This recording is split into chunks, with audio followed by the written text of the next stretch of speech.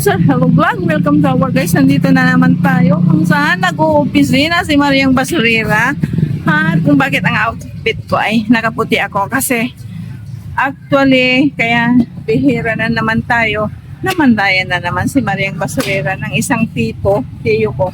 At last night ngayon, kaso nga lang Sunday ngayon para mayroon tayong bagong ipapakita sa inyo.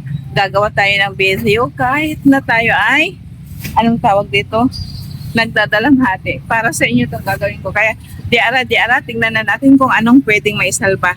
Classmate, itong nasa harapan natin ang pupwede. Kasi may mga, initsa na siyang gulay na kanyang nakuha. Ay binigay sa atin tulad nitong carrots. Ay ibinigay niya ito. Kaya tingnan natin sandali. Actually, itong mga talong initsa na ni classmate. Para daw sa atin. Ayan o. Kasi nga big market dito is Saturday and Sunday. Ayan no. Mga kaimito na naman. Nakikita nyo ba ito? Sibuyas siya. Mga mani-mani. Diba? Tingnan natin. Ayan. Yung mga kamatis. Nakikita nyo ba? Kamatis, okra. Ayan. Meron siyang initsang ibinigay sa atin dito. Ayan no. Kaya kunin na natin. Mahirap ang maging maarte. Ayan pa. Dito nakuha ni classmate. Oy. O, diba? Kamatis, talong. Nakakuha na tayo ng talong. Ayan, o. Huwag tayong mapili ngayon kasi umiskapo lang ako doon sandali. Kasi kami yung nagluto ng ang tawag dito? Pang snack ng mga yung supas-supas ba? Ayan, o. Ayan yung mga tapon. At saka more on kamatis. Kasi ang kamatis ay mura. Ayun, nahulog tuloy. Ayun. Kamatis na may okra. Ayan o.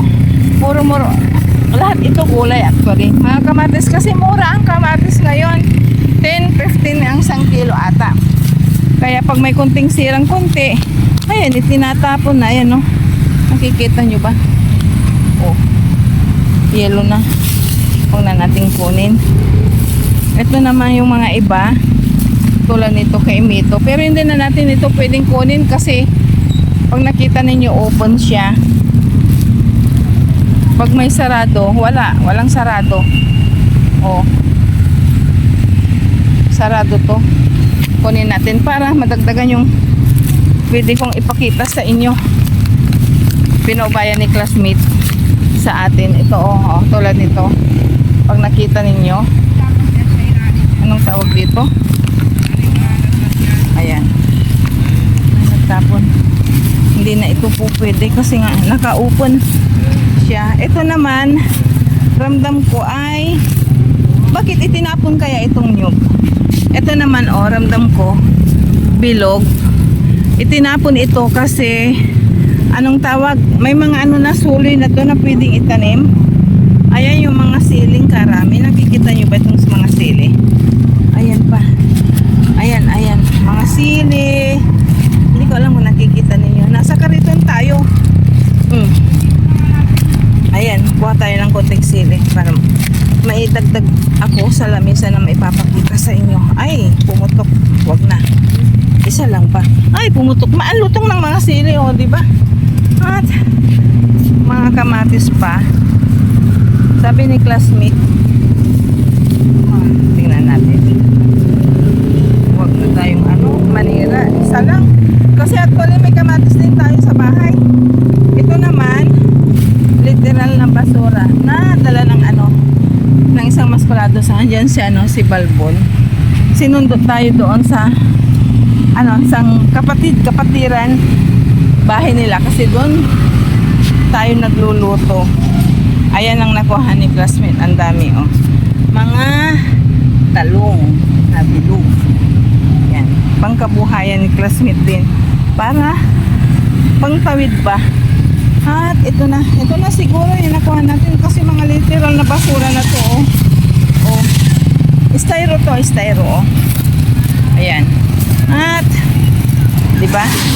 Mga sako, sabi ni classmate, dito lang tayo mamili kasi nagbukod na siya rito. Dali lang. Hair yan. May mga buto-buto. Kaya wag na nating pakialaman masyado ito kasi Nakakaya kay classmate. Ayan, puro mga gulay pag nakikita nyo. Ayan, no. Ito naman, oh, bilog na bilog. Niyog. Kaso nga lang may mga sulay na to na hindi na mabibinta kaya tinapon na. At siguro enough na. Wala na tayong makukuha. At least hindi tayo na zero, oh. Panandalian lang to talaga na panghaharbat. Lagay natin din eh. Kahit pa paano mayroon. At baka nakapakaligtan natin to. Muna kayo kasi aalis na tayo. Ilapag ko kayo para makapag-helmet ulit tayo. Kasi ang dami pang sasakyan. Ayan, ayan natin.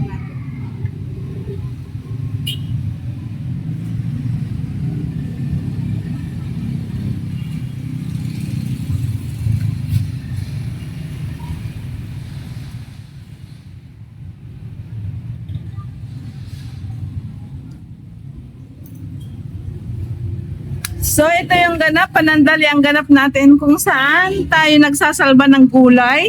Siyempre ang trabaho ni Mariang Basurera is mamulot at mangalkal sa mga kariton. Kaso nga lang, tama, wala si truck ngayon, kaalis lang daw. Yung mga ibang kariton is nagtatrabaho pa kaya wala pa tayong gaanong makuha. At least meron akong ipapakita. Sigurado bukas na natin ito pwedeng ipakita o gagawin ko ang lahat ng makakaya ko para makita na natin at di ba?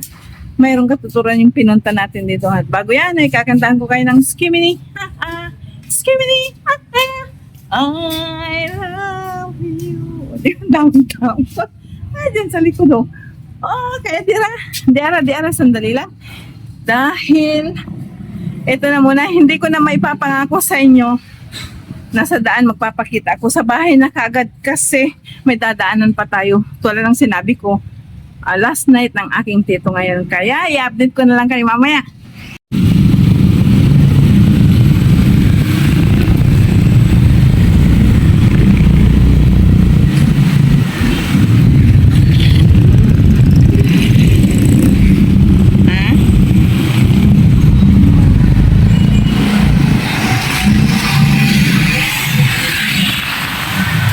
Mas the drive. Please drive.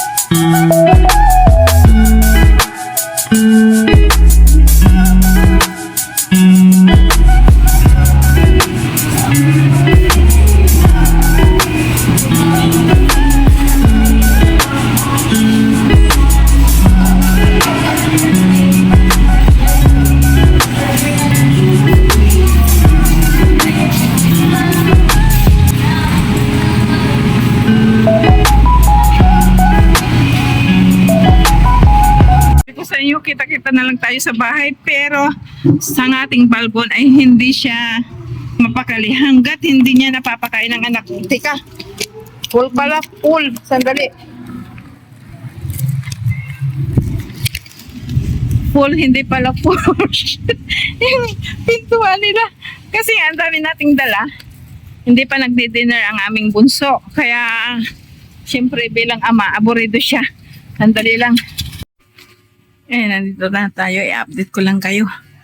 Nandito na tayo sa bahay. And time check is 11 o'clock. In the evening na. Actually, mag-12 na. Kaso nga lang, napag-isipan ko na mabibisi tayo bukas. Kasi nga, libing ng aking tito. Ayan, hindi ko alam. Na tayo ay magbubulyum ay.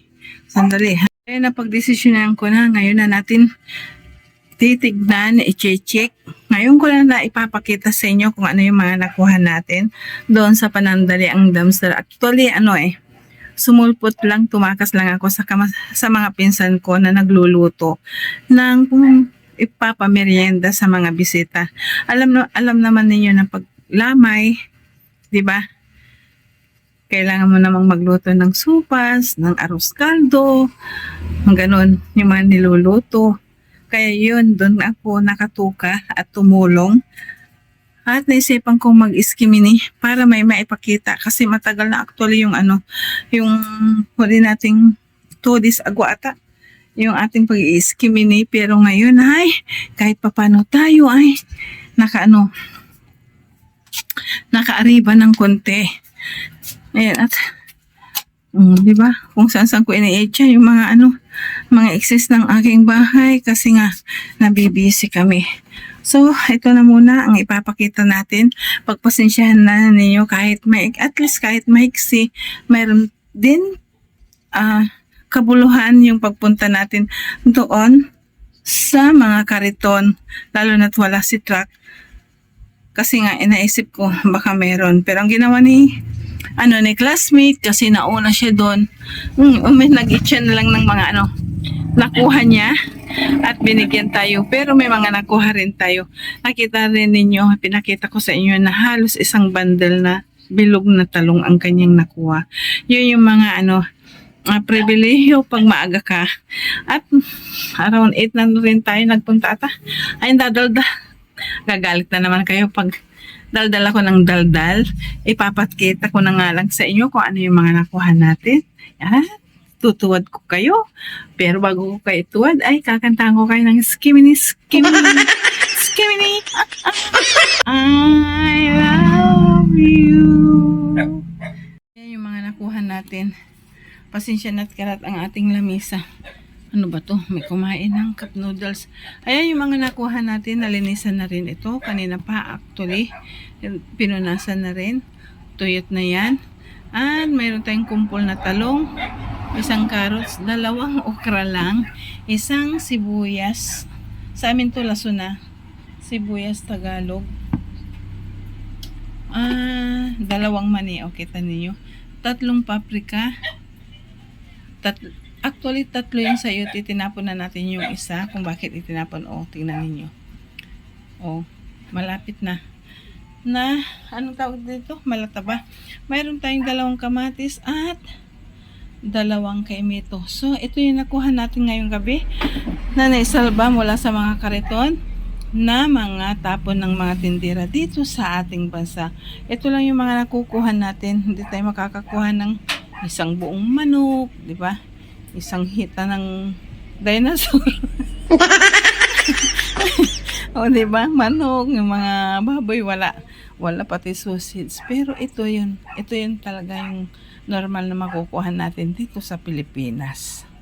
Dahil mag-12 night na ng gabi, kailangan na rin nating mahinga. Nakapagpalit na rin si Maring Basurera. Upang sa ganun, maaga kami na namang gigising bukas para sa libing ng aking tito. Actually, tito ko siya dahil asawa niya ang tita ko. Yan. Di ba? Patayin natin sandali lang, lalabas na naman tayo. Kasi actually, hindi ako host. Yung pinang-iigib natin dito. Patayin natin sa labas. Magsasarado pa tayo ng pintuan, di ba? So, eto na muna at nagpapasalamat po ako sa inyo sa panonood kay Mariang Basurera. Dito tayo mag-outro. At naway madilim, di ba?